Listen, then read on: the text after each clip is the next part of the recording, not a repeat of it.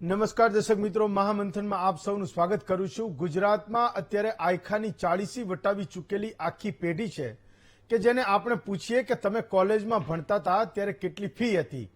આ સવાલના જવાબમાં જ્યારે એ પેઢી એવું કહે છે કે અમે 100 રૂપિયા, 200 રૂપિયા અને 300 રૂપિયામાં કોલેજમાં ભણ્યા, તો કદાચ આજની પેઢી મોંમાં એ આંગળા પણ નાખી જાય। વર્ષો પહેલા જે ગુજરાતની શાન હતી તેવી સરકારી કોલેજ, ગ્રાન્ટીનેડ કોલેજની હાલત સતત બગડી રહી છે। વિવાદમાં એક વળાંક હમણાં જ સામે આવ્યો જ્યારે ગુજરાત કોલેજના બિલ્ડિંગ જર્જરિત હોવાના નામ પર અનુસ્નાતક કક્ષાના આર્ટ્સ અને સાયન્સના કોર્સ બંધ કરવાનું કહેવામાં આવ્યું। ગુજરાત કોલેજના નિર્ણય સામે વિદ્યાર્થી સંગઠનો તો પોતાની રીતે વિરોધ કરી જ રહ્યા છે।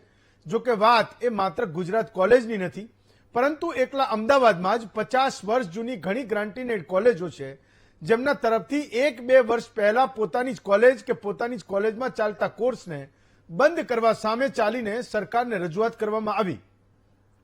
કારણ માત્ર એટલું જ હતું કે સરકાર તરફથી જે ગ્રાન્ટ મળે છે તે ન હોવા બરાબર છે અને તેની સામે કોલેજોને નિભાવ ખર્ચ પોસાતો નથી। સામે પક્ષે ચિત્ર એવું ઉપસી રહ્યું છે કે જાણે હવે સરકાર ખાનગી કોલેજોને જ પ્રોત્સાહન આપી રહી હોય। કદાચ સરકાર સીધી રીતે ન સ્વીકારે, પરંતુ આંકડાઓ એ વાતની સાક્ષી પૂરે છે। સરકારી અને ગ્રાન્ટેડ કોલેજોમાં બેઠક જે રીતે વધે છે તેની સામે ખાનગી કોલેજની બેઠક અનેક ગણી ઝડપે વધે છે। 2024માં સરકારના વિધાનસભામાં કરેલા સ્વીકાર મુજબ રાજ્યમાં માત્ર 16 સરકારી એન્જિનિયરિંગ કોલેજ કાર્યરત છે। છેલ્લા 27 વર્ષથી એક પણ સરકારી મેડિકલ કોલેજ ખોલવામાં નથી આવી। જે સરકારી મેડિકલ કોલેજ નામચીન થઈ ચૂકી છે તે 1995 પહેલાની જ છે। બહુ સાદી સરળ વાત છે કે વાર્ષિક 200 કે 500 અથવા તો 1 કે 2000 જેટલી ફી હોય તો વિચાર કરો કે કેટલાય સામાન્ય વર્ગના વિદ્યાર્થીઓને નજીવા ખર્ચે સારામાં સારું શિક્ષણ મળે કે જેના આપણે બધાય હકદાર પણ છીએ। એની સામે હજારો લાખો રૂપિયાની ફી વસૂલ કરતી ખાનગી કોલેજોમાં વિદ્યાર્થીઓએ મજબૂરી વર્ષ દાખલ થવું પડે, એને યોગ્ય કેમ ગણવું? એક આખી પેઢી કે જે આવી જ સરકારી અને ગ્રાન્ટીનેડ કોલેજમાં ભણીને ઉન્નતિના શિખરો સુધી પહોંચી, એવો જ લાભ અત્યારની પેઢીને કે હવે પછીની પેઢીને કેમ ન મળે? સરકારનો ખરેખર એ જ ઈરાદો છે કે ધીમે ધીમે સરકારી કે ગ્રાન્ટેડ કોલેજ બંધ થાય અને ખાનગી કોલેજ કે યુનિવર્સિટીઓને જ એ પ્રોત્સાહન મળે? શું નજીકના ભવિષ્યમાં એ દિવસ જોવો પડશે કે જ્યારે સરકારી કે ગ્રાન્ટીનેડ કોલેજનો દીવો લઈને શોધવા જવી પડશે? આ સવાલનો જવાબ મેળવીશું આજના મહામંથનમાં।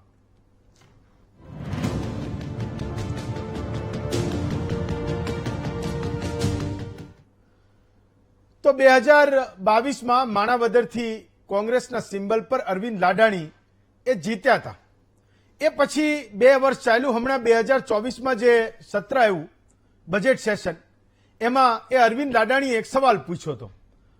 લોકસભાની ચૂંટણી પહેલા એ કોંગ્રેસમાંથી રાજીનામું આપીને એ ભાજપમાં આવ્યા અને માણાવદરથી જીતા પણ છે। પણ જ્યારે કોંગ્રેસમાં હતા ત્યારે એમણે વિધાનસભામાં સરકારને સવાલ પૂછ્યો અને સરકારે રેકર્ડ પર જે જવાબ આપ્યો એ જવાબની હું વાત કરું છું।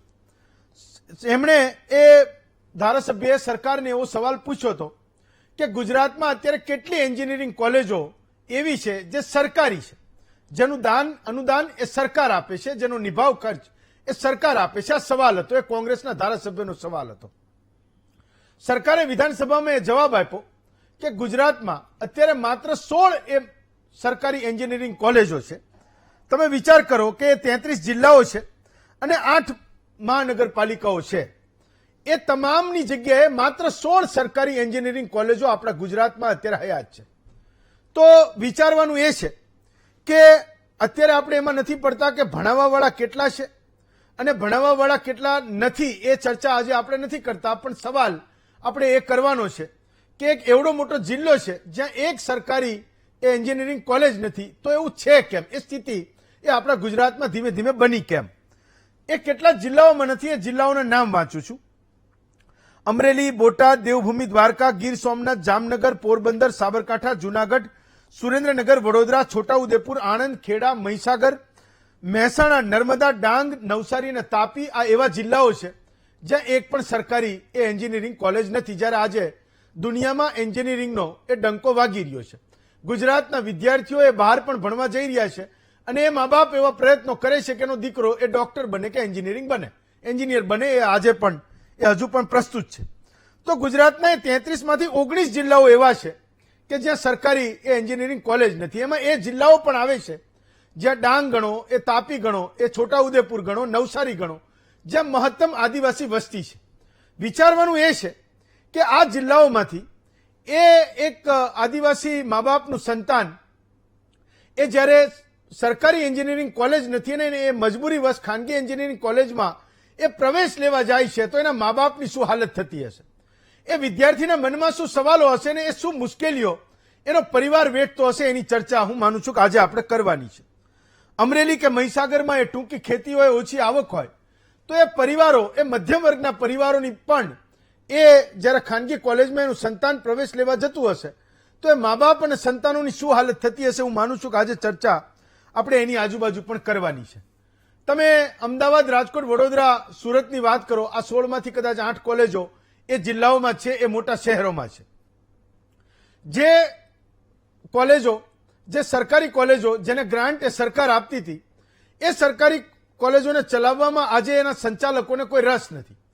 એને રસ એટલા માટે નથી કે એક વર્ષે કરોડ 2 કરોડ રૂપિયા એ કોલેજમાંથી મળે નહીં તો આજનો શ્રેષ્ઠી અને મહાજનનો વર્ગ એવું વિચારે છે કે હું શું કામ એ સમાજની સેવા કરું. માથાકૂટ એ છે કે શહેરોમાં જેમ જમીનના ભાવ વધ્યા તો એ કોલેજમાંથી કરોડ 2 કરોડ મળતા નથી તો એ બિલ્ડિંગને એને પાડી દેવું છે, કોલેજ એને બંધ કરવી છે. જે શિક્ષણનું માધ્યમ, જે સેવાનું માધ્યમ હતું એ એને કરવી નથી તો એ કોમર્શિયલ કોમ્પ્લેક્સ બાંધશે અને હજારો કરોડ રૂપિયા એમાંથી એને મળશે ને એ જ કદાચ એની સેવાનું માધ્યમ છે એવું સમજે છે કે હું કોઈને 2 કરોડ રૂપિયામાં એક ઓફિસ વેચું તો હું છેવટે એ બાંધીને સેવા જ કરું છું. જે શિક્ષણ એ સેવાનું માધ્યમ એ અત્યાર સુધી સમજતા હતા. તો મુદ્દો એ છે કે જમીન પોતાની છે, ગ્રાન્ટ એ સરકાર આપતી હતી, આજે એને કોલેજ નથી ચલાવી અને માનો કે એને ત્યાં કોમર્શિયલ કોમ્પ્લેક્સ બાંધવું છે, સરકાર એના ચરિત્રને રોકી નથી શકતી, એને જે હિલચાલ કરી એને સરકાર રોકી શકતી નથી. તો હું અને તમે એવું માનવા પર મજબૂર છીએ કે સરકારની પણ એમાં સહમતિ છે કે એક ગ્રાન્ટીનેડ કોલેજ બંધ થાય છે, તમારે કરવી છે તો કરી દો, અમે એમાં ચૂપ રહીશું, અમે બોલીશું નહીં, અમે તમને રોકીશું નહીં. એ સૌથી મોટું એ સરકારનું સ્ટેન્ડ એ આજે મને તો દેખાય છે. એ ગરીબનો દીકરો જે સરકારી બીકોમ કોલેજમાં એ ભણવા જાય તો એક સમયે તો 300-500 રૂપિયા ફી હતી, આજના સમયમાં એ 8-10 હજાર રૂપિયા ફી એ થઈ હશે. જે સરકારી કોલેજો છે એની વાત કરું છું, ગ્રાન્ટ જેને સરકાર આપે છે એની પણ વાત કરું છું. તો સવાલ એ છે કે 3 વર્ષ બીકોમ ભણે તો 30,000 રૂપિયામાં એ બીકોમ થતું હતું.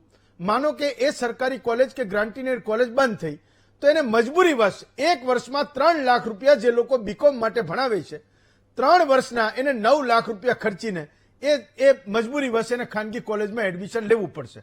પણ મારો ને તમારો સવાલ એ હોવો જોઈએ કે એ 9 લાખ રૂપિયા ખર્ચીને એ ગરીબ પરિવારને કે મધ્યમ વર્ગના પરિવારને એ 9 લાખ ખર્ચીને એના દીકરાને એ ગ્રેજ્યુએટ કરવો કે એને બીકોમ ભણાવવું એને પરવડશે કે નહીં, એ સવાલ આપણે બધાએ પૂછવાનો છે.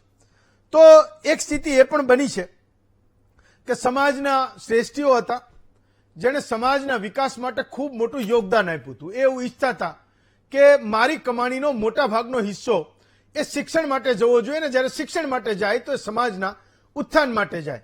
હું કસ્તુરભાઈ, લાલભાઈ જેવા અનેક પરિવારોના નામ આપી શકું, શ્રેષ્ઠીઓના નામ આપી શકું, મહાજનોના નામ આપી શકું જેના એ વિઝનના કારણે આજે પણ એ કેટલાક બિલ્ડિંગો એ મને ને તમને દેખાય છે ને એણે સમાજમાં જે કંઈ યોગદાન આપ્યું એની નોંધ આજે હું ને તમે બધા લઈએ છીએ.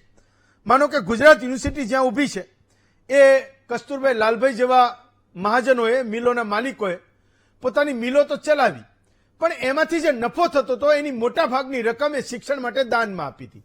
અને એક વિઝન હતું કે શિક્ષણ માટે દાનમાં આપે તો એ સમાજનું ઉત્થાન થાય, સમાજનું ભલું થાય, ગરીબનું ભલું થાય, મધ્યમ વર્ગનો માણસ એ સુખી થાય ને એના ઘરમાં પણ એ શિક્ષણના દીવા પ્રગટે. પણ આજે સ્થિતિ એ છે કે એ મહાજન અને શ્રેષ્ઠી જેવી કોઈ વાત એ રહી નથી.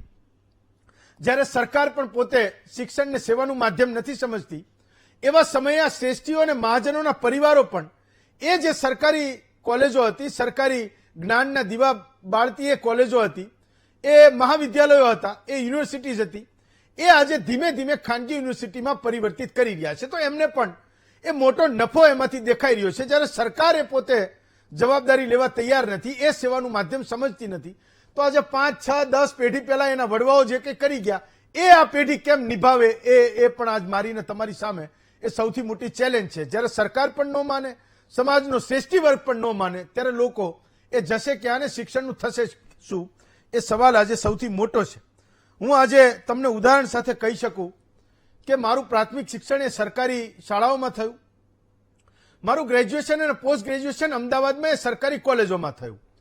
એક સમય હતો કે એલડી આર્ટ્સમાં કોઈ એક વિદ્યાર્થીને પ્રવેશ મળી જાય તો એ સપનું હતું કે એલડી આર્ટ્સમાં એને ભણવું છે, ઇકોનોમિક્સ ભણવું છે કે એને અંગ્રેજી સાહિત્ય એલડી આર્ટ્સમાં ભણવું છે. માનો કે એડમિશન મળી પણ જાય તો ઓક્સફર્ડમાં એડમિશન મળ્યું હોય એટલો એક આનંદ હતો, એ ખુશી હતી. તો એલડી આર્ટ્સનો એક વિદ્યાર્થી, હું તમને આ વાત કરું છું 25 વર્ષ પહેલાની, તો જ્યારે એલડી આર્ટ્સનો એક વિદ્યાર્થી બધાની વચ્ચે ઉભો હોય ને એવું કહે કે હું એલડી આર્ટ્સમાં ભણું છું, તો એને એક અલગ નજરથી એ જોવાતું હતું. આજે અફસોસ સાથે આપણે કહેવું પડે કે જે કોલેજોએ 50 વર્ષ સુધી એ સમાજના ઉત્તમ વ્યક્તિત્વોએ આપણને આપ્યા, ગુજરાતના વિકાસમાં જેને મહત્તમ યોગદાન આપ્યું, એ કોલેજો સરકારે મફતમાં ચલાવી હતી, મફતમાં કોઈ ભણ્યું હતું અને એના કારણે એ વ્યક્તિત્વ આજે ગુજરાતને મળ્યા હતા. એ કોલેજો, એ શ્રેષ્ઠીઓની કોલેજો આજે મારીને તમારી સામે છે કે ખાનગી યુનિવર્સિટીઓમાં પરિવર્તિત થઈ રહી છે અને લૂંટવાના અડ્ડાઓ બની રહી છે, જે આપણે બધાએ એ મૂક પ્રેક્ષક બનીને જોઈ રહ્યા છીએ. તો સવાલ એ પણ પૂછવાનો છે કે આનું નુકસાન થાય કોને? આપણી સીધી સાદી સમજ એવી છે કે જ્યારે કોઈ એક સરકારી શાળા કે સરકારી કોલેજ બંધ થાય, એ શિક્ષણનું માધ્યમ બંધ થાય તો એનું નુકસાન કોને થાય? એક ગરીબ પરિવારને થાય, મધ્યમ વર્ગના પરિવારને થાય. તો આપણે બધાએ તો કંઈ બોલવું નથી. ધીમે ધીમે ધીમે એક સરકારી શિક્ષણના માધ્યમથી આપણે ખાનગી શિક્ષણના માધ્યમ તરફ જતા રહ્યા તો ગમે એમ કરીને પેટે પાટા બાંધીને મુશ્કેલીઓ વેઠીને ક્યાંક વ્યાજથી પૈસા લાવીને એ દીકરાની કે દીકરીની 1 લાખ 1.5 લાખ ફી ભરતા થઈ ગયા. તો આપણે કોઈને બોલવું નથી. કોઈ, મને યાદ છે 25 વર્ષ પહેલા એક સંસ્થાની મોટી એક શાળા જે સીજી રોડ પર આવી હતી, એ શાળા એકવાર બંધ થતી હતી. એ ગ્રાન્ટીનેડ શાળા હતી. 25 વર્ષ પહેલા અમદાવાદમાં એવડું મોટું આંદોલન થયું, જોકે સરકારના રોકી શકી, આંદોલન એને રોકી શક્યું ને એ જગ્યાએ કોમર્શિયલ કોમ્પ્લેક્સ બની ગયું, સોના ચાંદીની મોટી ચમચમાતી દુકાનો બની ગઈ. પણ હું એવું સમજુ છું કે એ વિસ્તારના ગરીબ બાળકો એ ભણવા ક્યાં જતા હશે, એ સૌથી મોટો એ આજની તારીખે સવાલ છે. કોર્ટોનો પણ કેમ આ મુદ્દા પર ધ્યાન નથી જતું, અથવા તો આ વિષયને હજુ પણ કોર્ટો કેમ એ અડી નથી શકી, એ પણ આજે સૌથી મોટો એ વિચારવાનો સવાલ છે. તો મારું એવું માનવું છે કે આવનારા 10 વર્ષોમાં કેટલીય સરકારી શાળાઓ અને કોલેજો એ બંધ થવાની છે અને એની સીધી અસર એ ગામડે ગામડે થવાની છે. ગામડે ગામડે થવાની છે હું એટલે કહું છું કે ગરીબના સંતાનને ભણવા માટે એના જિલ્લા કેન્દ્ર પર તો કોઈ સરકારી શાળા છે નહીં. માનો કે અમદાવાદ, રાજકોટ, બરોડા, સુરતમાં આવે છે તો ત્યાં પણ એ ગ્રાન્ટ આપતી એ શાળાઓ અને કોલેજો બંધ થઈ રહી છે. તો છેવટે એનું જે નુકસાન છે એ તો સામાન્ય પરિવારને જ ભોગવવાનું છે, કારણ કે એને પેલી 3 લાખ ફી ભરીને એ ખાનગી કોલેજમાં કે ખાનગી યુનિવર્સિટીમાં એને એ પ્રવેશ લીધા સિવાય બીજો કોઈ વિકલ્પ બચશે નહીં. એ પરિવારની ક્ષમતા હશે કે નહીં હોય તો આગળ જતા એ શિક્ષણ મેળવશે કે નહીં મેળવે, એ પણ સૌથી મોટો સવાલ છે. આ વ્યવસ્થામાં એ સરકારનો દ્રષ્ટિકોણ શું છે એ પણ સમજવાની જરૂર છે. શિક્ષણમાંથી જો સરકાર પોતાના હાથ પાછા ખેંચી લેવા માંગતી હોય તો યુનિવર્સિટીઓ તો મારીને તમારી સામે એવી કેટલી છે જે લૂંટવા એ આજે બેઠી જ છે. તો એણે એ ધંધો તો બનાવી જ દીધો છે, પણ સરકાર અત્યારે એવું માનીને ચાલે છે કે ખાનગી યુનિવર્સિટી કે ખાનગી કોલેજ એ મધ્યમ વર્ગ અને ગરીબના સંતાનોની જવાબદારી ઉઠાવે છે, ચાહે લાખ ફી લે કે 1.5 લાખ ફી લે કે 2 લાખ ફી લે. પણ એક ગામડાનો પરિવાર, એક ગરીબ પરિવાર એ 1.5 લાખ ફી ભરતા પોતે શું બલિદાન આપે છે, એ પરિવાર શું ભોગ આપે છે, એ વિચારવાનો પણ સરકારની સામે સમય હોવો જોઈએ અને એ સંવેદનશીલતા પણ એ મને ને તમને દેખાવી જોઈએ.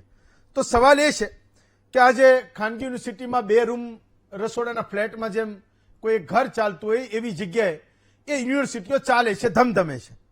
તો એ યુનિવર્સિટીઓ, સરકારો એવું ક્રેડિટ લે છે કે ગુજરાતમાં ધીમે ધીમે ધીમે કરતા આપણા ગુજરાતમાં 110 કે 111 ને કાલે કદાચ કોઈ નવો આંકડો આવે 115 એ ખાનગી યુનિવર્સિટીઓ બની ગઈ. તો સવાલ એ છે કે એ ખાનગી યુનિવર્સિટીઓમાંથી પણ ક્યાં એ આઈન્સ્ટાઈન નીકળ્યા છે?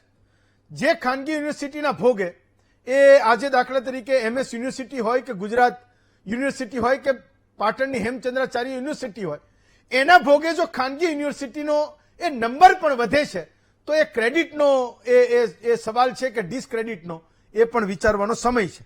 તો ધીમે ધીમે સમય એવો આવશે કે એક પેઢી, મેં કીધું કે મારા જેવા કેટલાય એ સરકારી શાળામાં સરકારી કોલેજમાં ભણ્યા છે એ એના આગળની પેઢીના એ સંતાનોને એના વારસદારોને ક્યારેક શહેરમાં ચક્કર મારવા નીકળશે તો એ બતાવશે કે અહીંયા પણ એક સમયે ગુજરાત યુનિવર્સિટી ચાલતી હતી. કોઈ એ બતાવશે વડોદરામાં નીકળશે તો કે અહીંયા એક સમયે MS યુનિવર્સિટી હતી, મહારાજા સયાજીરાવ ગાયકવાડના નામે યુનિવર્સિટી હતી અને એનું બહુ મોટું નામ હતું. હું પ્રવેશ લેવા માટે પોરબંદર, ગીર સોમનાથ કે મહીસાગરથી એ વડોદરામાં આવ્યો હતો ને હું અહીંયા ભણ્યો હતો ને આજે જે કંઈ મેં વસાવ્યું એ ભણતરના જોરે છે, એ શિક્ષણના જોરે છે. હું જે કંઈ ગણ્યો એમાંથી મારી આગળની પેઢી એટલે કે તમે જે કંઈ કમાયા છો, જે તમે દુનિયા જોઈ, એ એક અને એક માત્ર એ સરકારી યુનિવર્સિટી હતી જેના કારણે એ તમે જોઈ શક્યા છો. તો એ સમય ના આવે કે આજે આપણે બતાવવું પડે કે અહીંયા એ ગુજરાત યુનિવર્સિટી ચાલતી હતી. એના માટેનું મંથન થવું જોઈએ. એક કોલેજ બંધ થાય એની સામે એક સામાન્ય પરિવારે બલિદાન શું આપે છે, ભોગ શું આપે છે, એ આપણને બધાને સવાલ થશે. તો હું માનું છું કે સરકારોને પણ જવાબદાર બનાવી શકાશે અને શ્રેષ્ઠીઓને અને મહાજનોને પણ એમના વડવાઓના કોલને આપણે યાદ કરાવી શકીશું. આજનો આપણો મુદ્દો છે સરકારી કોલેજો બંધ કેમ કરી રહ્યા છો.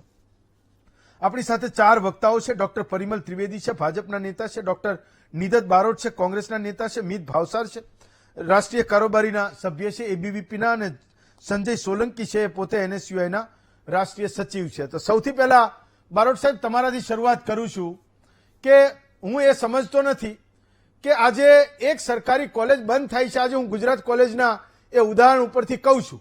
હું એટલે કહું છું કે 1999માં જ્યારે હું અમદાવાદમાં આવ્યો તો ગુજરાત કોલેજ એવા ગરીબ ગુરબાઓ માટે હતી કે જેના મા બાપને તો ખબર જ ના હોય કે BCom એટલે શું ને BA એટલે શું અને BSc એટલે શું. 12 સાયન્સમાં એક જિલ્લા કેન્દ્ર પર વિદ્યાર્થી ભણ્યો, એ અહીંયા પ્રવેશ લેવાની કોઈ તારીખ ચૂકી ગયા અને અહીંયા શરૂ પણ થઈ ગયું તો કે ગુજરાત કોલેજમાં છેવટે એડમિશન મળી જશે. તો એવા હજારો ગરીબ અને મધ્યમ વર્ગના પરિવારોના સંતાનો એ કોલેજોમાં ભણતા હતા. હું નામ આપી શકું એવી આપણી પાસે એવી ઘણી બધી કોલેજો હતી. આજે એ કોલેજો એવું કહી દે કે અમારું આ બિલ્ડિંગ છે એ ખંડેર થઈ ગયું. અમારી પાસે અમે યુનિવર્સિટીને કીધું હતું કે તમે આનો કોઈ રસ્તો કરો, અને જ્યારે એ યુનિવર્સિટી પણ એનો કોઈ રસ્તો ન કરે, સરકાર પણ એમાં કોઈ ઇન્ટરવીન ન કરે, અને આવી સરકારી કોલેજોને જ્યારે કોર્સને બંધ કરવાનો વારો આવે તો એ ગુજરાતના સામાન્ય પરિવારનું વિચારશે કોણ? એ પરિવારો તો નહીં પૂછે, આ ગુજરાતનો મધ્યમ વર્ગનો માણસ પણ નહીં પૂછે. પણ હું માનું છું કે એ પોલિટિકલ વિલિંગનેસનો પણ સૌથી મોટો મુદ્દો છે. એ રાજકીય વ્યવસ્થામાં રહેલા સત્તા અને વિપક્ષની પણ જવાબદારી છે કે કડકમાં કડક સવાલો પૂછે અને સરકારોને મજબૂર કરે. જો એ નીતિ અપનાવતી હોય તો એ નીતિને બંધ કરે, એ નીતિમાં સુધાર કરે. બારોટ સાહેબ. ચોક્કસ આપનો આ વિષય જ ખૂબ સારો. ઘણા વખતથી જેની ચર્ચા થવી જોઈતી હતી સમાજમાં, એની શરૂઆત આપે કરી છે. આપ અનુદાનિત શાળાઓ અને અનુદાનિત કોલેજો આપણે બંનેને સાથે મૂકવી જોઈએ.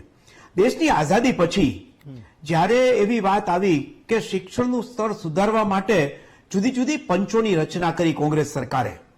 એ પંચો કયા કયા હતા? તો આપણા રાધાકૃષ્ણન જે રાષ્ટ્રપતિ હતા એમને પણ એક પંચનું અધ્યક્ષપદ સંભાળ્યું. DS કોઠારી જેવા વિદ્વાન લોકોએ અધ્યક્ષપદ સંભાળ્યું. આ લોકોએ જુદી જુદી વાતો મૂકી કે સરકારે શિક્ષણમાં શું કરવું જોઈએ, સરકારે શિક્ષણમાં કેવી રીતે સામાન્ય લોકો, ગરીબ લોકો એમાં ભણે અને શિક્ષણનું સ્તર ભારત સરકારનું, ભારતના લોકોનું સુધરે, એની માટેના જે પંચોની નિયુક્તિ થઈ. એ લોકોએ જુદા જુદા સ્કીમ આપી કે શાળાઓ કેવી રીતે શરૂ થાય. તો રાજ્ય સરકાર, કેન્દ્ર સરકાર એમની શાળાઓ તો શરૂ કરે જ, પણ જ્યાં આપણે પહોંચી નથી શકતા અને જ્યાં સમાજ આગળ આવવા માંગે છે ત્યાં સરકારે શું કરવું જોઈએ. આ ભલામણો જે હતી એની બહુ મહત્વની ભલામણ જે આપણને અનુદાનિત શાળાઓ કોલેજોને લાગુ પડે. એ લોકોએ એવું કીધું કે સમાજના અનુદાનથી, એટલે સમાજના લોકો દાન એકત્રિત કરે, સમાજ ક્યાંક બિલ્ડિંગ ઊભું કરી આપે તો બાકીની જવાબદારી રાજ્ય સરકાર અથવા કેન્દ્ર સરકાર સ્વીકારે.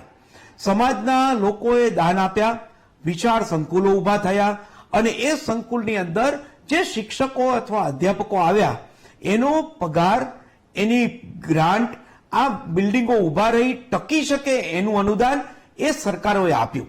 અને એના કારણે તમે જે નામ બોલ્યા, એ ગુજરાત કોલેજ હોય, HK કોલેજ હોય, અમદાવાદની HL કોલેજ હોય, રાજકોટમાં પણ ઘણી બધી કોલેજો, સુરતની કોલેજો, આ બધી કોલેજોને સરકારે જાણે દત્તક લીધી હોય એ રીતે સરકારોએ એને અધ્યાપકો આપ્યા, એને વહીવટી કર્મચારી આપ્યા, એને પટાવાળાથી શરૂ કરીને ચોકીદાર સુધી એ વ્યવસ્થા ઊભી કરવાનો પ્રયાસ કર્યો અને એના કારણે અનુદાનિત સંકુલો અસ્તિત્વમાં આવ્યા. પછી શાળાઓમાં પણ એવું જ થયું. શાળાઓમાં પણ અનુદાનિત શાળાઓ અસ્તિત્વમાં આવી. દાન આપેલા લોકોના બિલ્ડિંગો બનાવ્યા અને સરકારે એમાં સહાય આપી. છેલ્લા 25 વર્ષથી શું સ્થિતિ છે? છેલ્લા 25 વર્ષથી હવે સરકારે ધીમે ધીમે અનુદાનિત કોલેજોમાંથી પોતાનો હાથ લઈ લીધો. હાથ લઈ લીધો એટલે શું? હું તમને એમ કહું કે 50 વર્ષ પહેલા શરૂ થયેલી શાળા ને કોલેજ એને બેન્ચો બદલવી હોય ને તો સરકાર બેન્ચના પણ પૈસા ના આપે. એને બ્લેકબોર્ડ નવા લાવવા હોય, એ જમાનો પૂરો થયો કાળા પાટિયાનો કે શ્યામ પલક પાટિયાઓનો. હવે તો ક્યાંક ત્યાં વ્હાઇટ બોર્ડ મૂકવા પડે, ક્યાંક પ્રોજેક્ટર મૂકવાની જરૂરિયાત પડે. સરકારે બ્લેકબોર્ડ બદલવા માટે પણ પૈસા ના આપે. અને ત્યાં આપણે એવી અપેક્ષા રાખીએ કે આચાર્ય જઈને સંચાલકને એમ કે તમે મકાન બનાવી આપ્યું, હવે તમે એમાં બ્લેકબોર્ડ પણ બદલી આપો, તમે એમાં હવે નવી પરિસ્થિતિની અંદર પ્રોજેક્ટર જોઈએ તો પ્રોજેક્ટરનું પણ દાન આપો. સરકારે આનો ટેકો આપવો પડે તો અનુદાનિત શાળા અથવા અનુદાનિત કોલેજ ટકે. ટેકો આપવાની વાત તો દૂર રહી. છેલ્લા 25 વર્ષથી કોલેજોમાં પટ્ટાવાળાની ભરતી ન થાય, 25 વર્ષથી સ્વીપરની ભરતી ન થાય, 25 વર્ષથી ચોકીદારની ભરતી ન થાય, અધ્યાપકોની ભરતી ન થાય, આચાર્યોની ભરતી ન થાય. આ 2 વર્ષ 1.5 વર્ષ પહેલા સરકારે જાહેરાત આપી કે આચાર્યોની ભરતી કરવી છે. હજી આચાર્યોની ભરતી નથી થઈ શકતી.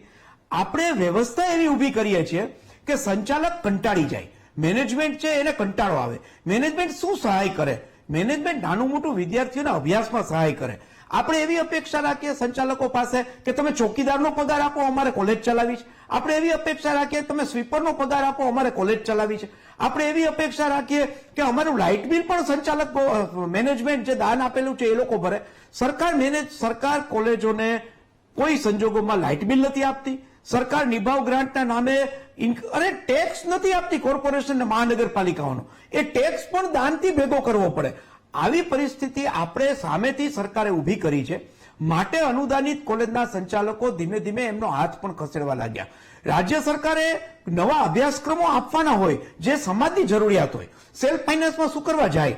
બેચલર ઓફ કોમ્પ્યુટર એપ્લિકેશનનો અભ્યાસક્રમ જેની સોસાયટીને જરૂરિયાત હતી, લોકોને જરૂરિયાત હતી, સરકારે બીસીએ શરૂ ન કર્યું એટલે અનુદાનિત કોલેજો છોડીને સેલ્ફ ફાઇનાન્સમાં જવાનું થયું. કેટલા બધા નવા અભ્યાસક્રમો ચાલતા હોય, હોસ્પિટલ મેનેજમેન્ટ હોય, હોસ્પિટાલિટી મેનેજમેન્ટ હોય, સરકાર એમાં ક્યાંય આગળ જ ના આવે અને એમ કે જાઓ પ્રાઇવેટમાં. યુનિવર્સિટીઓની આપ વાત કરો છો, યુનિવર્સિટીઓમાં કોઈ નવા અભ્યાસક્રમો ટ્રેડિશનલ અભ્યાસક્રમમાંથી બહાર જ ન આવે કારણ કે સરકાર એવા કોઈ અધ્યાપકોની ભરતી નથી કરવા દેતી. પ્રાઇવેટ યુનિવર્સિટીમાં જવાનું થાય. પ્રાઇવેટ યુનિવર્સિટીને બધી છૂટ આપે. તમારે જે અધ્યાપક રાખવો હોય તો રાખો, ન રાખો તો ચાલે. પ્રાઇવેટ યુનિવર્સિટીઓ કેટલા એડમિશન આપવા એની પણ જોગવાઈ નહીં. 500 એડમિશન આપો, 1000 એડમિશન આપો, કોઈ પૂછવા વાળું નહીં. પીએચડી માટે સરકારી યુનિવર્સિટીને એવું કહેવામાં આવે કે 8 વિદ્યાર્થીઓ વચ્ચે એક ગાઈડ હોવો જોઈએ, 6 વિદ્યાર્થી વચ્ચે એક ગાઈડ હોવો જોઈએ. પીએચડીમાં 150 એડમિશન આપે પ્રાઇવેટ યુનિવર્સિટી, કોઈ પૂછવા વાળું નહીં. આ વખતે તો સરકાર નવી દૂત લઈને આવી, જીકેસ બનાવ્યું. એવું કહેતા હતા કે આ પોર્ટલને કારણે લોકોને ફાયદો થશે. નથી વિદ્યાર્થીને ફાયદો થયો, નથી ગ્રાન્ટેડ કોલેજને ફાયદો થયો, નથી સરકારી કોલેજોને ફાયદો થયો અને બધા વિદ્યાર્થીઓ અત્યારે પ્રાઇવેટ યુનિવર્સિટી પર દોડ મૂકીને નીકળ્યા છે. ત્યાં પ્રવેશ થઈ જાય. અત્યારે સરકારની પોતાની અનુદાનિત અને સરકારી કોલેજોમાં પ્રવેશ નથી થતા અને પ્રાઇવેટ કોલેજોમાં પ્રાઇવેટ યુનિવર્સિટીઓમાં પ્રવેશ થાય તો આપણે શું અપેક્ષા રાખીએ? આપણે એમ રાખીએ કે કસ્તુરભાઈનું પરિવાર છે એ અત્યારે પ્રવેશ માટે લાઈનમાં ઉભું રહે? આપણી એવી અપેક્ષાઓ છે કે જેને દાન આપેલા લોકો હતા, લોકો માટેની કોલેજો શરૂ કરી હતી, શાળાઓ શરૂ કરી હતી, એ હવે પ્રવેશ માટે પણ સરકારની લાઈનમાં ઉભી હોય? સરકાર વ્યવસ્થા જ એવી ઉભી કરે છે કે ધીમે ધીમે અનુદાનિત કોલેજો બંધ થાય, સંચાલકો થાકી જાય, આચાર્યો થાકી જાય. કેટલીક કોલેજના આચાર્યો થવા તૈયાર નથી. શા માટે? તો કે આચાર્ય થવાથી જવાબદારી લેવાની, કામ બધું કરવાનું અને સરકારનો ટેકો કશો ના મળે. તમામ કોલેજોની શાળાઓની આ સ્થિતિ. 11-12 સાયન્સ આખા ગુજરાતમાં અનુદાનિત ફરી પાછો તમારી પાસે આવું. તમે જે મુદ્દા ઉઠાવ્યા હું ડોક્ટર ત્રિવેદીનો એમાં જવાબ માંગુ. ડોક્ટર ત્રિવેદી, હું તો એવું સમજુ છું કે મારું શિક્ષણ પણ ગુજરાત યુનિવર્સિટીમાં થયું, જે વર્ષો સુધી એ યુનિવર્સિટી તમે ચલાવી અને સામે પક્ષે એક એવા પક્ષધર રહ્યા કે કોઈ ખાનગી કોલેજો એ તમારા ટેન્યુઅરમાં મંજૂરી ન મળે, ગુજરાત યુનિવર્સિટીની આજુબાજુ કોઈ ખાનગી કોલેજો કે યુનિવર્સિટી શરૂ ના થાય. આજે સ્થિતિ કંઈક જુદી છે. હું એ ગણાવવા નથી માંગતો કે એની આજુબાજુ કેટલી બધી ખાનગી કોલેજો કે ખાનગી એ યુનિવર્સિટીઝ બની ગઈ. જે કોલેજોને હું જોતો હતો કે આ શિક્ષણનું સૌથી ઊંચું માધ્યમ છે, જે દીવાદાંડી છે, ત્યાં આજે ખાનગી યુનિવર્સિટીઓ ઊભી છે. મારો સવાલ એ છે ડોક્ટર ત્રિવેદી કે તમારા જેવા કેટલાય લોકો હશે જે સરકારને સમજાવી શકે કે આ દિશામાં જે સરકાર જઈ રહી છે ખોટી દિશામાં જઈ રહી છે અને એનો જે ગેરલાભ છે એ ગુજરાતના કેવાય સામાન્ય પરિવારોને, ગરીબ પરિવારોને એ આગળ જતા ડંક છે, જેનું દર્દ એ અત્યારે સરકારોને થવું જોઈએ. એક પણ કોલેજ બંધ થાય, સરકાર એમાં કેવી રીતે સહમતિ આપી શકે કે એ કોલેજ તમે બંધ કરી શકો? જેને નિભાવતી હતી એ સરકાર નિભાવતી હતી, એની જવાબદારી હતી. અને મેં કીધું એમ કે ગરીબ અને મજૂરનો છોકરો કે છોકરી ત્યાં ભણતા હતા, તો એ બંધ થઈ કેવી રીતે શકે? હું એ સમજવા માંગુ છું. અને જ્યારે એક બંધ થાય છે તો એનો ફાયદો કોઈ ખાનગી કોલેજ વાળો લેતો હશે, તો સરકાર એમાં આંખો બંધ કરીને જોઈ રહી છે અને આ વ્યવસ્થાઓ મારીને તમારી સામે ઊભી થઈ રહી છે.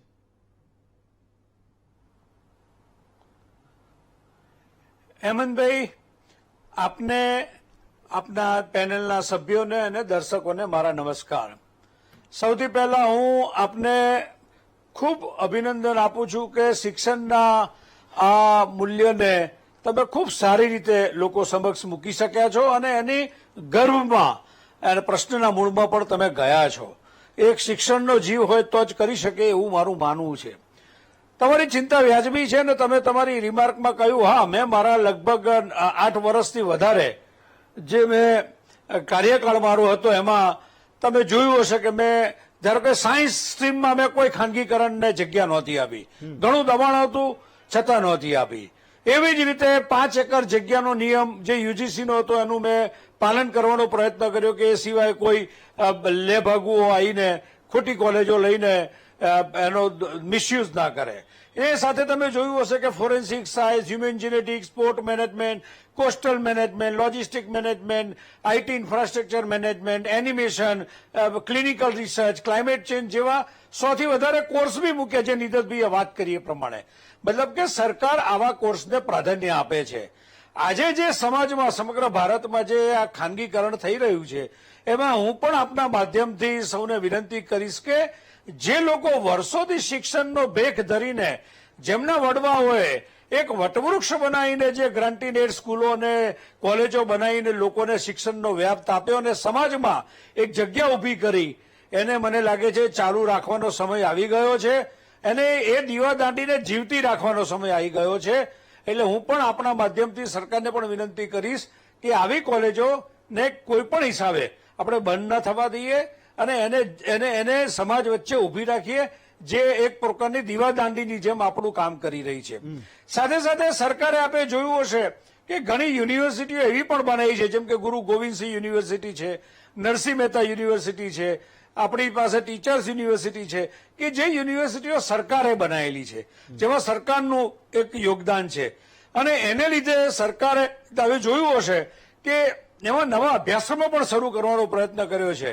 એટલે મારું એવું માનવું છે કે તમારી વાત સાચી છે કે જે રીતે અત્યારે ખાનગીકરણનો જે દોર ચાલુ થયો છે અને જેને લીધે ખાનગીકરણને લીધે ગ્રાન્ટેડ અથવા સરકારી કોલેજ અને શાળાનો એનો ભોગ ના બને અથવા એ બંધ ના થાય, તો મારું માનવું છે એ તો આપણી બધાની ફરજ છે. સાથે સાથે મારે એ પણ એક વાત કરવી છે આપને કે કેટલાક શિક્ષણમાં જે લોકો અત્યારે નફાના ધોરણે, ખુદ અમદાવાદમાં પણ તમે જોયું હશે, તમે કેટલાક નામ પણ બોલ્યા કે ખુદ જે લોકોના વડવાઓએ શિક્ષણની ભેખ ધરીને એક દીવાદાંડી ઊભી કરી હતી અથવા પ્રગટાવી હતી અને લોકોને શિક્ષણ માટે એક જ્યોત જગાવી હતી, આજે એ લોકો ખાનગીકરણમાં રૂપિયા કમાવાના બહાને જે રીતે આગળ જઈ રહ્યા છે એનાથી એક ખોટો દાખલો સમાજમાં બેસે છે. તો એવા લોકોએ એક જમાનામાં તમે જોયું હશે, રાજકોટમાં શિવસા શેઠ હતા, દીપચંદ ગારડી હતા, અહીંયા કસ્તુરભાઈ લાલભાઈ હતા. આ બધા લોકોએ શિક્ષણમાં આખું આમ કહી શકાય એવું કામ કર્યું છે કે જેની કોઈ વાત થઈ શકે એમ નથી અને જે બેજોડ વાત છે એને એમની પ્રશંસા કરીએ એટલું ઓછી છે. તો મને લાગે છે હવે નવા સૃષ્ટિઓ તો આપણને મળવાના નથી, જે છે એને જીવતા રાખીએ અને એને આગળ વધારીએ, એ જ આપણી મને લાગે છે આ ડિબેટનો સાર ગણાશે. પણ ડોક્ટર ત્રિવેદી, મને એ સવાલ થાય છે, તમે એવું કહો છો કે શ્રેષ્ઠીઓ બંધ કરે છે, જેનો નિભાવ ખર્ચ એ સરકાર આપતી હતી, જેને પ્રોફેસર છે સરકાર આપતી હતી, જેને વર્ગ 3-4 ના કર્મચારી એ સરકાર આપતી હતી, એને પૈસા આપતી હતી. પણ મને એ સવાલ છે ડોક્ટર ત્રિવેદી કે એ શ્રેષ્ઠીઓ નથી ઈચ્છતા, એ મહાજનો નથી ઈચ્છતા કે સરકાર એને ગ્રાન્ટ એ આપે છે છતાં પણ એને નથી ચલાવી, તો સરકાર એ નથી ચલાવવામાં સહમત કેમ થાય છે? એ કોલેજ બંધ થાય કેવી રીતે? તો સરકાર શું કરે છે કે પછી સરકારનો કોઈ હોલ્ટ જ નથી. એ એવું કહી દે કે મારું બિલ્ડિંગ જર્જરિત થઈ ગયું છે, મારે હવે કોલેજ નથી ચલાવી, એટલે સરકારે ખુશ કે હવે કાલથી તને પ્રોફેસરનો પગાર આપવાનો બંધ, નિભાવ ખર્ચ આપવાનો બંધ, બિલ્ડિંગ માટે આ પૈસા આપવાના બંધ. હું એ કહું છું તો કોઈ જોઈ કેમ નથી રહ્યું? એને કોઈ પૂછતું કેમ નથી? કોઈ રોકતું કેમ નથી? મને લાગે છે આ મુદ્દે તમે ચોક્કસ તમારી વાત કરી હશે, એમાં તથ્ય હશે. હું પણ પ્રયત્ન કરીશ સરકારમાં આમાં એના કયા કારણો છે. પણ એક વાત મારા પણ ધ્યાનમાં આવી છે કે ક્યાંક ને ક્યાંક જર્જરિત બિલ્ડિંગની વાતો આવી છે, ક્યાંક બીજી વ્યવસ્થાની પણ વાત આવી છે. તેમ છતાં આપણે સરકારને વિનંતી કરીએ તમારા માધ્યમથી કે આવી સંસ્થાઓ ચાલુ રહે. ફાઇન. સંજયભાઈ, મારો સવાલ એ હતો કે એક સમય એવો હતો, હું અમદાવાદમાં એ જોતો હતો કે આજે કોઈ કોલેજ છે એ 100 રૂપિયા પણ ફી વધારો કરે તો એક મોટું વિદ્યાર્થીઓનું આંદોલન થતું. એ કોલેજોને એ ફી વધારો જ્યાં સુધી પાછો ન ખેંચે ત્યાં સુધી એ વિદ્યાર્થીઓ મજબૂર કરતા હતા. આજે સ્થિતિ એ છે કે ખાનગી કોલેજો છે, વિદ્યાર્થી નેતાઓને મજા છે, કંઈક 2-4 એડમિશન કોકના કરાવી દીધા, કોક સાહેબે કોકનું કંઈક કામ કરી દીધું, તો એ વિદ્યાર્થીઓના નેતાઓ પણ એ બોલતા બંધ થઈ ગયા છે. આજ કોઈ એ અમદાવાદમાં તો એ શોર બકોર સમજાતો જ નથી કે આજે બધી બાજુથી એ આખા ગુજરાતમાંથી ગરીબોના દીકરા દીકરીઓ અહીંયા ભણવા આવે છે, ખાનગી કોલેજોમાં એડમિશન લે છે.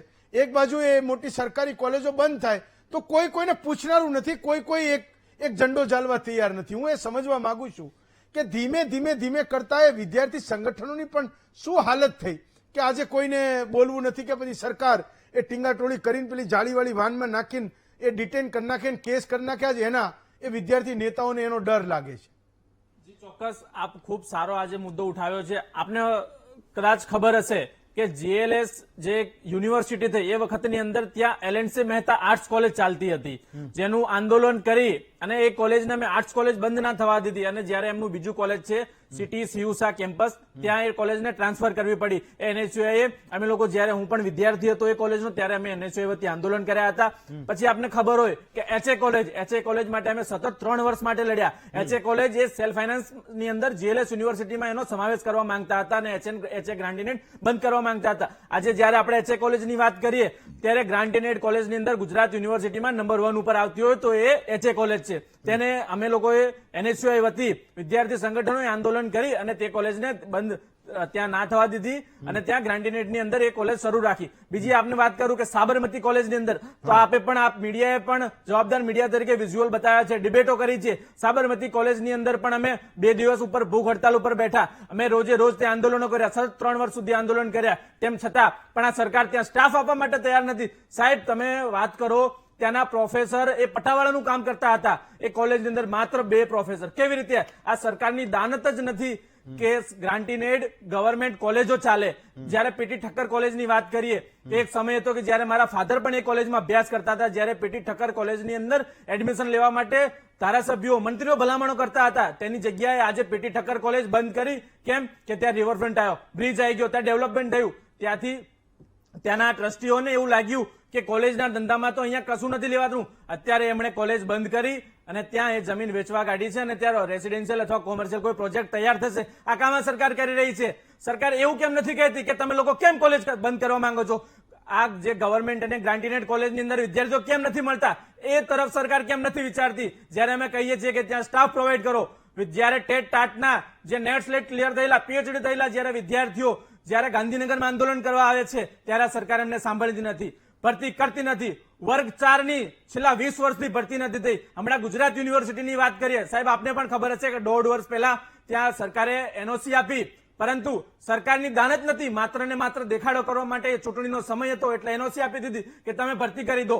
ફોર્મ ભરી નાખ્યા, પણ આજ દિન સુધી સાહેબ એક પણ કર્મચારીની ગુજરાત યુનિવર્સિટીએ ભરતી નથી કરી. તેના ઉપર સરકારે કોઈ પગલા લીધા? કોઈ ઉપર નથી લીધા. કેમ કે સરકારની દાનત નથી કે ત્યાં કોઈ સ્ટાફની ભરતી થાય અને વિદ્યાર્થીઓ એજ્યુકેશન લઈ શકે. સાહેબ આપને વાત કરું, ગુજરાત યુનિવર્સિટીની અંદર અત્યારે કેટલા ભવનો છે? ત્રિવેદી સાહેબે અમારે વાત કરી કે ગુરુ ગોવિંદસિંહ અને ભક્ત કવિ નરસિંહ મહેતા યુનિવર્સિટી નવી સ્થપાઈ, પણ સાહેબ એ ગુજરાત યુનિવર્સિટી અને સૌરાષ્ટ્ર યુનિવર્સિટીની અંદર જે એફિલિએશનની કોલેજો હતી તેને છૂટી પાડી અને કોલેજમાં સમાવેશ કરાવ્યો છે. તેમાં એક પણ કોલેજ નવી વધી નથી. આ સરકારે છેલ્લા કેટલાય વર્ષોથી એક પણ આર્ટ્સની કોલેજ સાહેબ ગ્રાન્ટીનેડ, એક પણ કોલેજ બીએ માટે કે MA માટે, BSc માટે કે બીકોમ માટે એક પણ ગ્રાન્ટીનેટ કોલેજની શરૂઆત નથી કરી. ગુજરાત યુનિવર્સિટીની અંદર સિલ્વર ઓકની અમુક કોલેજો ગુજરાત યુનિવર્સિટીની અંદર હતી, જેજી યુનિવર્સિટીની અમુક કોલેજો હતી, એલજે યુનિવર્સિટીની હતી, GLS યુનિવર્સિટીની હતી, પણ આ સરકારે શું કર્યું? તેને ખાનગી યુનિવર્સિટીમાં માન્યતા આપી દીધી. સાહેબ બીજી વાત કરું, ન્યૂ એજ્યુકેશન પોલિસી, આનો સૌથી મોટો જો આ સરકારે જો સૌથી મોટો આ યુનિવર્સિટીઓને જે પરવાનો આપ્યો હોય, આ એજ્યુકેશનને એમણે પ્રોફેશનલ બનાવ્યું હતું. ન્યૂ એજ્યુકેશન પોલિસી જે આગામી સમયમાં સાહેબ આપને ખબર પડશે કે ન્યૂ એજ્યુકેશન પોલિસી શું કહે છે, કે દરેક કોલેજને એ અધિકાર મળશે કે કોલેજ જ એમને ડિગ્રી આપી દે. સાહેબ તમે આ સરકાર શું કરવા માંગી રહી છે કે કોલેજને પરવાનો આપી રહી છે કે તમે ડિગ્રીઓ વેચો? આ યુનિવર્સિટીનો જો અત્યારે હાલમાં જે સરકારી 11 યુનિવર્સિટી છે જેમનું અત્યારે નિયંત્રણ છે, એ નિયંત્રણ હટાવી અને કોલેજોને સોંપવા માંગી રહી છે કે આવો તમે અમને પૈસા આપો, અમે તમને ડિગ્રી આપીશું. મારો સવાલ એ હતો કે આટલું બધું તમે કરો છો છતાંય સરકારને તો જે કરવું હોય એ જ કરે છે ને. મારો સવાલ એ હતો કે જે બધું 20 વર્ષ પહેલા કરી ગયા એ વાત સાચી, પણ અત્યારે જે કંઈ થઈ રહ્યું છે એમાં તમારો રોલ શું છે? હું તમારી પાસે પાછો આવીશ. મિતભાઈ, મને બરાબર યાદ છે કે આજથી 20-25 વર્ષ પહેલા કોઈ કોલેજ એની ફી વધારી પણ દે અને વિદ્યાર્થીઓનો વિરોધ થાય તો એ અંદર ખાને એબીવીપી વાળાને બોલાવતા. મને બરાબર યાદ છે કારણ કે હું અહીંયા જ ભણ્યો છું. તો એબીવીપી વાળાને એટલે બોલાવે કે એને એવું કે ભાઈ તમે અહીંયા વિરોધ કરો અને તમે વિરોધ કરો એટલે અમે ફી પાછી લઈ લઈએ અને એ ક્રેડિટ છે એબીવીપીને મળે. તો એક વજૂદ પણ હતું. એવું પણ બને કે જેન્યુઇન રીતે એબીવીપી આંદોલન કર્યું હોય, તમારે એ ફી અહીંયા વધારવાની જરૂર નથી અથવા તો તમે ફી વધારશો તો આંદોલન અમે શરૂ રાખશું, તો એ ફી જે વધારો કર્યો હોય એ પાછા લીધાના પણ મેં ઘણા બધા એ દાખલા જોયા છે, મેં એને રિપોર્ટ પણ કર્યા છે. પણ આજે જ્યારે એ સરકારી કોલેજો બંધ થતી હોય, ગ્રાન્ટીનેટ કોલેજો જ્યારે સરકારી કોલેજમાંથી એ ખાનગી કોલેજ અને યુનિવર્સિટીમાં તબદીલ થતી હોય, તો તમારા જેવા સંગઠનો કરે છે શું? કેમ એ વિદ્યાર્થીઓનું દર્દ એ તમને વિદ્યાર્થી નેતાઓ તરીકે એ નથી અડતું? મને આજે એ સવાલ થાય છે. મિતભાઈ, ચોક્કસથી આપે આજે મહત્વનો વિષય કે કેમ સરકારી કોલેજોની સીટો ઘટાડવામાં આવી રહી છે, કેમ સરકારી કોલેજો બંધ થવા જઈ રહી છે, ત્યારે વિદ્યાર્થી પરિષદની ભૂમિકા કઈ રીતની છે તેની પહેલા એક જે ગઈકાલે ગાંધીનગરમાં ટેટના ઉમેદવારો ઉપર જે ઘટના બની છે, જે લાઠીચાર્જ થયો છે, તેની વિદ્યાર્થી પરિષદ મારફતે હું એક સ્પષ્ટ અને ઘોર નિંદા વ્યક્ત કરું છું આપણા માધ્યમથી. આપણે પાછા આ વિષય ઉપર વાત કરું તો ખરેખર વિદ્યાર્થી પરિષદની વજૂદની આપે વાત કરી તો એનું સબૂત છે આજનું આ ગુજરાત યુનિવર્સિટીનું સર્ક્યુલર. ગઈકાલના રોજ વિદ્યાર્થી પરિષદે ગુજરાત યુનિવર્સિટી ખાતે જે ગુજરાત કોલેજમાં MA અને MSc ની જે સીટો બંધ કરવાનું કે સમારકામના કારણે કે અમે આ કોર્સો અહીંયા આ કોલેજમાં બંધ કરીએ છીએ અને સમારકામ પૂરા થયા બાદ એની કોઈ ગેરંટી નહીં કે આ સરકારી ગ્રાન્ટેડ નહીં, ટોટલી સરકારી કે જેમાં વિદ્યાર્થી ફક્ત 2000 રૂપિયામાં અને વિદ્યાર્થીનીઓ કે બહેનો એ ફક્ત મૂળભૂત મફતમાં ભણી શકતા. તો આજે એવી કોલેજો ગુજરાત કોલેજ દ્વારા બંધ કરવાની એક તજવીજ હાથમાં ધરવા એક યોજના, એક ષડયંત્ર ધ્યાનમાં આવ્યું હતું. તો ત્યારે વિદ્યાર્થી પરિષદના કાર્યકર્તાઓએ તાત્કાલિક ગુજરાત યુનિવર્સિટી ખાતે જઈને અને આંદોલન કર્યું અને આંદોલનનું આજે એક અમને સફળ પરિણામ મળ્યું છે. તેનું આ સર્ક્યુલર ગુજરાત યુનિવર્સિટી આજે સર્ક્યુલર કર્યું છે જે તે તમામ સીટો 350 જેટલી સીટોને ગુજરાત યુનિવર્સિટીએ વિવિધ અલગ અલગ કોલેજોમાં ફાળવી છે. વિદ્યાર્થીને તે જ પ્રમાણેની યુનિવર્સિટીઓ કોલેજોમાં એમને જગ્યા મળશે. જે 350 વિદ્યાર્થીઓનો પ્રશ્ન સામે આવ્યો હતો એ 350 વિદ્યાર્થીઓને ભવિષ્ય માટે વિદ્યાર્થી પરિષદ લડ્યું અને એના માટે કામ કર્યું. સાથે જ બીજું આપણે કહેવા માંગીશ કે આજે આ સરકાર એક કઈ દિશામાં ચાલી રહી છે તો હું સ્પષ્ટપણે કહેવા માંગુ કે ટોટલી પ્રાઇવેટાઇઝેશન ક્યાંક ને ક્યાંક ફાયદો થાય કે અધિકારીઓ દ્વારા હોય કે પ્રશાસન દ્વારા હોય તેનાથી વિદ્યાર્થીઓને કોઈ ફરક નથી પડતો, પણ વિદ્યાર્થીને ફરક પડે છે, વિદ્યાર્થીને અસર થાય છે, વિદ્યાર્થીના હિતનું રક્ષણ આજના સમયમાં નથી થઈ શકતું, એ સ્પષ્ટ બાબત છે. સાથે ઇન્ફ્રાસ્ટ્રક્ચરના નામે જયારે ગ્રાન્ટેડ કોલેજોને સરકાર માંડ જયારે હું પોતે જે આ ગુજરાત કોલેજનો વિષય જે આવ્યો છે, હું પોતે ત્યાંનો એક સ્ટુડન્ટ છું. ત્યાં ગયા વર્ષે મેં ત્યાંથી બેચલર મારું કમ્પ્લીટ કર્યું છે. આ ગુજરાત કોલેજ ચલાવવામાં ત્યાંના પ્રિન્સિપલ સાહેબ જોડે જયારે મારે બેસવાનું થયું ત્યારે એમણે એમની મને વેદના કીધી કે કઈ રીતે સાહેબ હું મારી કોલેજ ચલવું છું એ મારું મન જાણે છે. અને એમાં પણ પ્રિન્સિપલની નિયુક્તિ ના થઈ હોય, પ્રોપર સ્ટાફની નિયુક્તિ ના થઈ. જે પ્રિન્સિપલ બેઠા હતા એ બી ઇન્ચાર્જ પ્રિન્સિપલ હતા. એમનું બી કેવું કે હું ઇન્ચાર્જ તરીકે કેટલું કરી શકું, મારા હાથમાં જેટલું હોય એટલું હું કરી શકું છું. તો ત્યારે આટલી દયનીય સ્થિતિ, ગુજરાત કોલેજ એટલે એક સમયની ગુજરાતની સૌથી પહેલા નંબરની કોલેજ એટલે ગુજરાત કોલેજ એલિસ બ્રિજવાળી, જો એની આવી દયનીય સ્થિતિ થઈ શકતી હોય તો બીજા બધા કેમ્પસોની સ્થિતિ તો ઘણી દયનીય છે. સાથે જ ઇન્ફ્રાસ્ટ્રક્ચર, તો એના નામે આજે સરકાર ભોપાળું વાળી રહી છે. સ્પષ્ટ છે કે જયારે એને ટોટલ જે ગ્રાન્ટ ફાળવવી જોઈએ આજે ત્યાં આગળ નિરીક્ષણ માટે સરકારમાંથી પ્રશાસનમાંથી અધિકારીઓ આવવું જોઈએ, ત્યાંની સ્થિતિ શું છે, ત્યાંના ક્લાસરૂમની સ્થિતિ શું છે. આપણા અત્યારે જે આ હોલમાં બેઠા છે એના કરતા પણ 10 બાય 10 ના રૂમ કરતા પણ નાના આજે ગુજરાત કોલેજના ક્લાસરૂમ છે. હું ત્યાં ભણેલું છું એટલે મને આ સ્થિતિ ધ્યાનમાં છે. તો ત્યારે આ સ્થિતિ ખરેખર સુધારવાની ઘણી આવશ્યકતા છે. એના માટે વિદ્યાર્થી પરિષદ તો ટોટલી વિદ્યાર્થીઓની કચેરીને કાર્યરત છે. નીતભાઈ, મને સવાલ એ થાય છે કે તમે એ પરિપત્રના મુદ્દે એ પરિપત્ર થયો એટલે ખુશ છો કે જે વિદ્યાર્થીઓએ કોલેજ બંધ થવાના કારણે નવરા પડ્યા હતા અથવા તો એને ભણવાનું બંધ થયું હતું એને કોઈ બીજી જગ્યાએ એમ કે ફાળવી દીધા તમે અહીંયા ભણો. પણ મારો સવાલ એ છે કે જે કોલેજ ગામડેથી આવતા વિદ્યાર્થીઓ માટે એક શિક્ષણનું સૌથી મોટું માધ્યમ હતી, જે ગરીબો માટે એકમાત્ર વિકલ્પ હતો, એ બંધ થાય છે તો આવતા વર્ષે તો ત્યાં એડમિશન નહીં થાય ને. તો હું એ સવાલ કરું છું કે બંધ થાય કેમ એ કોલેજનું બિલ્ડિંગ કોઈ બીજી જગ્યાએ શિફ્ટ થાય. સરકારો પાસે આટલા બધા બિલ્ડિંગ છે, ના હોય તો એ બનાવે, કોઈ જગ્યાએ એ કોલેજને શરૂ કરે. હેરિટેજ કોલેજ છે, પાછી એને કંઈ મરામત કરવાની હોય. આજે રાષ્ટ્રપતિ ભવન ઉભો છે, સંસદ ભવન ઉભું છે, તો એ કોલેજને શું થવાનું છે? હેરિટેજ કોલેજને મરામત કરે, બતાવે કે ક્યાં એના ગડરિયા વિદ્યાર્થીઓ પર પડી ગયા છે, હમી કરે, એનું રિપેરિંગ કરે અને ફરી પાછી ચાલુ કરે. કેમ ના થઈ શકે? પણ આ વર્ષે 350 વિદ્યાર્થીઓને ક્યાંક શિફ્ટ કરે તો આવતા વર્ષે એડમિશન તો નહીં જ આપે, એ તો નક્કી છે. ના, ચોક્કસથી આ વર્ષે જે એની તકેદારી સંપૂર્ણપણે તકેદારી એ વિદ્યાર્થી પરિષદ રાખશે. હેમંતભાઈ, આ હું તમને અત્યારે ચાલુ ડિબેટમાં કહું છું, એની સંપૂર્ણ તકેદારી વિદ્યાર્થી પરિષદ ચોક્કસથી પૂછજો. આવતા વર્ષે તમે પણ અહીંયા હશો, હું પણ અહીંયા આવીશ. આવતા વર્ષે આપણે ચોક્કસથી ચર્ચા કરીશું એની તકેદારી. આવતા વર્ષે આ 350 વિદ્યાર્થીઓનો પ્રશ્ન જો ફરીથી ઉભો થાય તો એના માટે ફરીથી વિદ્યાર્થી પરિષદ એડી ચોટી સુધીનું જોર લગાવશે અને આ 350 વિદ્યાર્થીને ગુજરાતના તમામ વિદ્યાર્થીઓ માટે વિદ્યાર્થી પરિષદે પોતાનું સંપૂર્ણ આપીને અને એમના માટે લડ્યા જ છે. સાથે જ બીજી ગયા વર્ષે સિયુસા કોલેજ હતી જે આપણી ઇન્કમટેક્સ ખાતે આવેલી, તો એ સિયુસા કોલેજ માટે પણ વિદ્યાર્થી પરિષદે ખૂબ લડાઈ કરી. આજે એક સિયુસા કોલેજમાં પણ સમારકામના બાને એ પ્રાઇવેટાઇઝેશનની તરફ આજે જઈ રહી છે. આપણે સૌના ધ્યાનમાં તમે મિતભાઈ એવું કહો છો કે તમે લોકો ખૂબ લડ્યા, એને સિવાય પણ કે ખૂબ લડ્યા. મારો સવાલ એ છે, પણ સિયુસા કોલેજ તો બંધ તો થઈ જ ને છેવટે, એમ સમજ્યા? હું જે કહું છું એ કે બંધ તો થઈ જ ને કોલેજ. તમે લડ્યા, ઓકે, હવે તમે ગયા હશો, પણ એનું પરિણામ તો કઈ નું આવ્યું ને. કોલેજ તો બંધ થઈને, એક સરકારી ગ્રાન્ટીનેડ કોલેજ બંધ તો થઈને, એક ગરીબ મધ્યમ વર્ગના સંતાનને ત્યાં જવાનો એક રસ્તો તો બંધ થયો, છેવટે કોલેજ તો બંધ થઈ જ ને. મારો સવાલ એ છે. ચોક્કસથી કોલેજ બંધ થઈ, પણ એના માટે વિદ્યાર્થી તરીકે, વિદ્યાર્થી સંગઠન તરીકે અમે સરકાર સમક્ષ, અમે યુનિવર્સિટી બાજુ ખૂબ લડ્યા, અમે ખૂબ મહેનત કરી અને એના માટે જે પણ જો વિદ્યાર્થી હિત માટે કાવા દાવા કરવા પડે એ તમામ કાવા દાવા અમે કર્યા અને વિદ્યાર્થીઓને સાથે લઈને ચાલ્યા. પણ જ્યારે આ પ્રશાસન બેરું મૂંગું થઈ ગયું હોય, જ્યારે પ્રશાસનને વિદ્યાર્થીઓની ના પડી હોય, જ્યારે અમને બસ પ્રાઇવેટાઇઝેશનમાં જ રસ હોય, ત્યારે આ પ્રકારની પરિસ્થિતિ સામે આવતી હોય છે. ચલો, હું એવી અપેક્ષા રાખું છું કે તમે આ જે કાવા દાવા કહો છો એ કદાચ કોઈ જરૂરિયાતમંદ પરિવારો માટે કરતા હશો અને કદાચ શરૂ પણ રહે તો એને કાવા દાવા કહેવામાં કઈ વાંધો નથી. આજે અમે હું માનું છું કે કરો, કઈ વાંધો નહીં. મારો એક સવાલ હતો, અમે તમને પૂછ્યો હતો કે સરકારી કોલેજો શરૂ રહે એની જવાબદારી એ સરકારે લેવી જોઈએ કે નહીં લેવી જોઈએ. ઓલમોસ્ટ 94% લોકો એવું કહે છે કે આ જવાબદારી એ સરકારે લેવી જોઈએ. એક બ્રેક લઈએ, બ્રેક પછી પાછા આવીએ.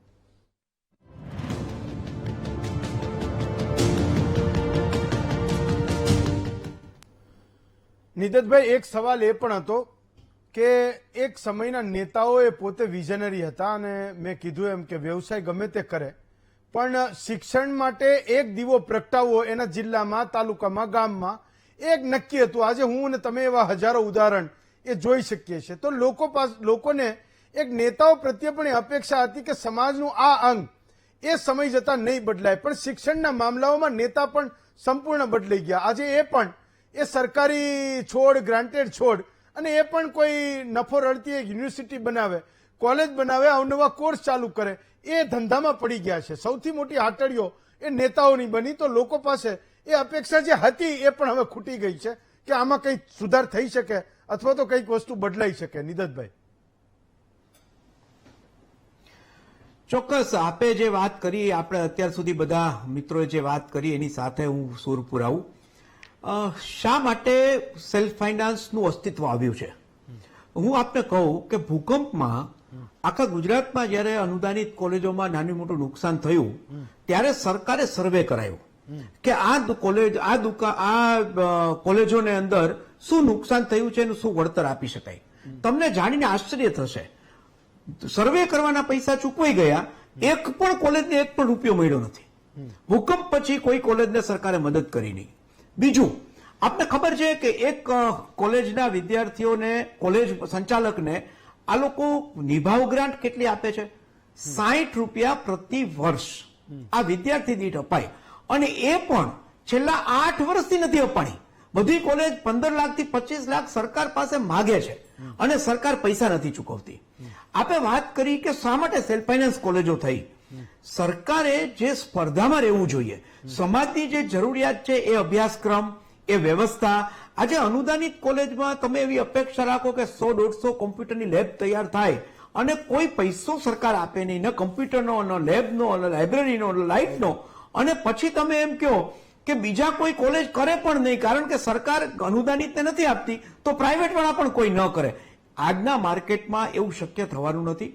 વિદ્યાર્થીઓની જે જરૂરિયાત છે એ સંતોષવા માટે એ દોડીને ક્યાંક જ્યાં વ્યવસ્થા હશે ત્યાં જશે.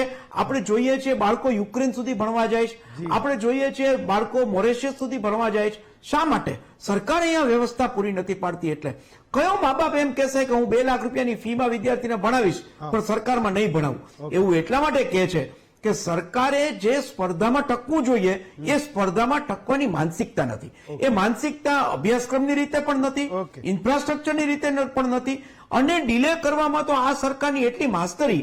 આ પુસ્તકાલયમાં છેલ્લા 28 વર્ષથી લાઇબ્રેરિયનની નિયુક્તિ નથી થઈ આખા ગુજરાતમાં. 264 જગ્યાઓ ખાલી છે, એક પણ કોલેજમાં લાઇબ્રેરિયન નથી. પીટીઆઈ ની નિયુક્તિ નથી થઈ છેલ્લા 25 વર્ષથી.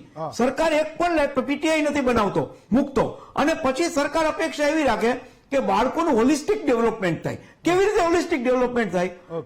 મને ભાઈ વિદ્યાર્થી પરિષદના મિત્રો કહેતા હતા, એ મને ગમ્યું. એમ કહેતા હતા કે પ્રિન્સિપાલ અને અધ્યાપક પટ્ટાવાળાનું કામ કરે. ખરેખર એવી સ્થિતિ છે. હું સુરેન્દ્રનગરની કોલેજનું નામ નથી લેતો.